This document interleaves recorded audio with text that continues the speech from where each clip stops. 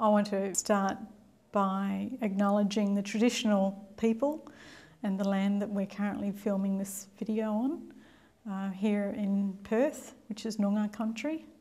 I also want to acknowledge the traditional owners of Port Hedland, the Garryata people. We're experiencing a boom in Perth, and you can see it. You can see a boom in Perth. You can see cranes all over the city landscape. You can see new houses being built everywhere. And going to Port Hedland, I didn't get a sense of a boom, because people will go to Port Hedland and make some money and bring it back to Perth. So Port Hedland is missing out on the boom.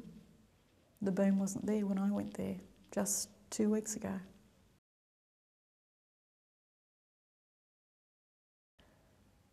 Port Hedland, what does it mean to me?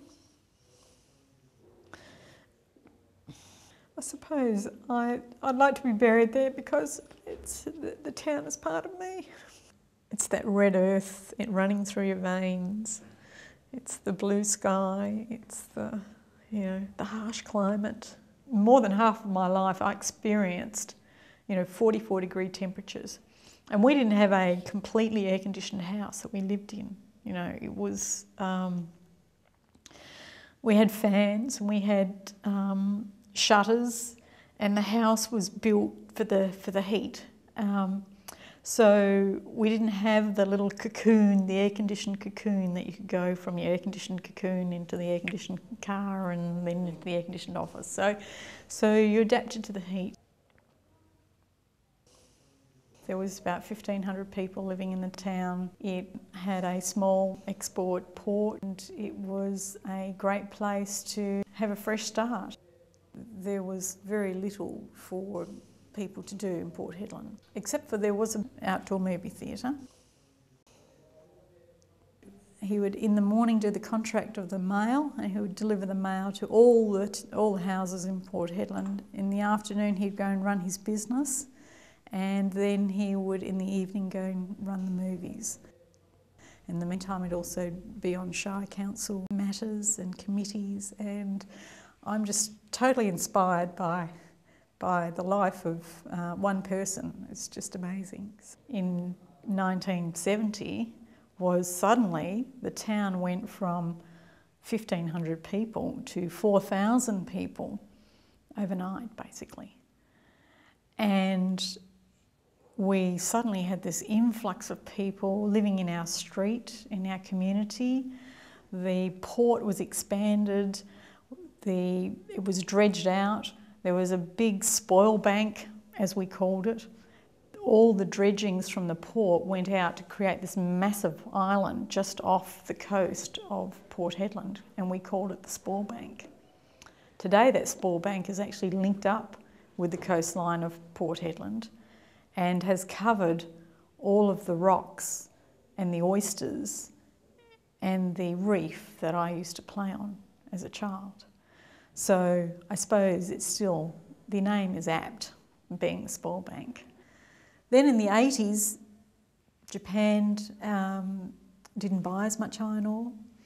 The town went from 14,000 people down to 8,000 people in a matter of a few years because the boom was over. I'm going to say it's the new boom. The new boom offers the town the opportunity to rethink about its future. Rather than relying on iron ore as a source of income for the town, it's best that the town look at what services and what infrastructure can we generate in the town to have us be resilient to a boom-bust cycle in iron ore. That's really what is missing. BHP's crusher has been there for some 40 years now. Why doesn't BHP take the opportunity to review what it's costing them to run this old crushing facility on the port of Port Hedland and have a look at moving it somewhere else where dust isn't such a problem for the crusher, They could have new technology, and then that would open up more of the town for people to live by the ocean. So maybe it's an opportunity to move it out and move the people back into the town and create that community. I've read about and I've heard about a housing shortage in Port Hedland, but I can see so much vacant land, vacant residential land. These are lots that have had houses on them before, and I question why there are not houses on them now. And that is a question that I'm willing to find the answers to, no matter how long it's going to take me. Let's say if you're a young person wanting to make a start, shelter is the key. My father was a young person going to Port Hedland, and he had the opportunity. The government gave him an opportunity to acquire a house, a home, a basic home as it was, in Port Hedland, and for him to make a go of it. They gave him the home, he got a loan, it was virtually 100% financed. It was a 40-year loan at 5%. The interest rate was 5%. So it was giving him an opportunity to make a start for himself. It was an opportunity he didn't have living in the city of Perth. And I think most of the locals in Port Hedland, the ones that have been there for a long time, have all benefited from this kind of housing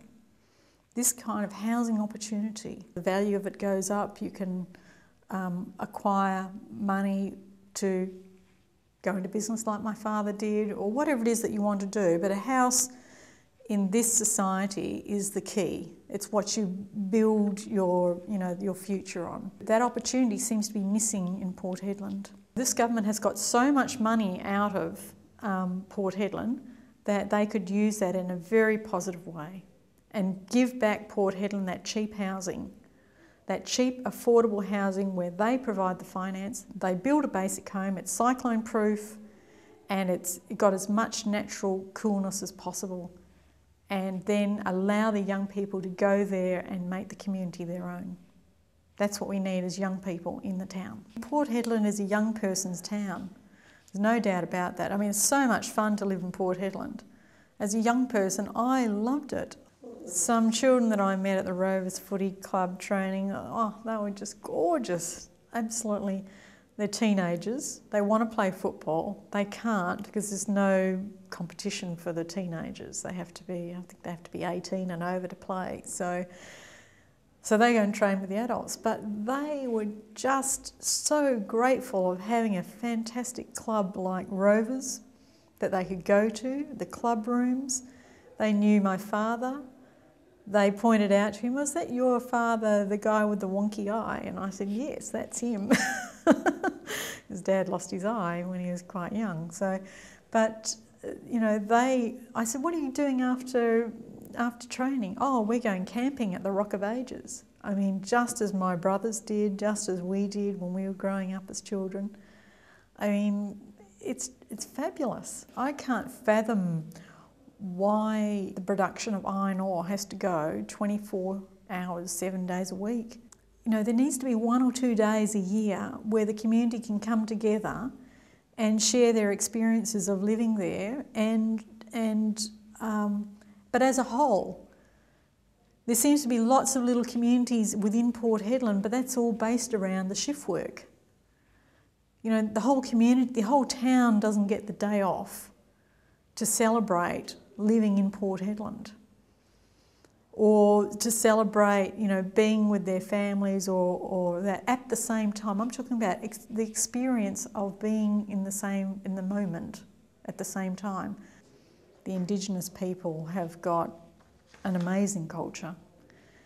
It's hard to be in touch with culture here in Perth.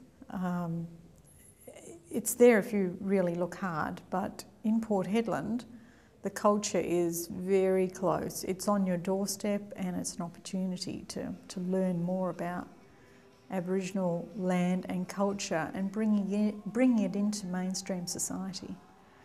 I think that's just a fabulous opportunity that could get missed if we allow Port Hedland to exist as a mining camp. There are lots of questions that I'd like to ask my father that he would probably have all the answers to the development of Port Hedland and what the future is, but he's not here. So I need to find them out for myself.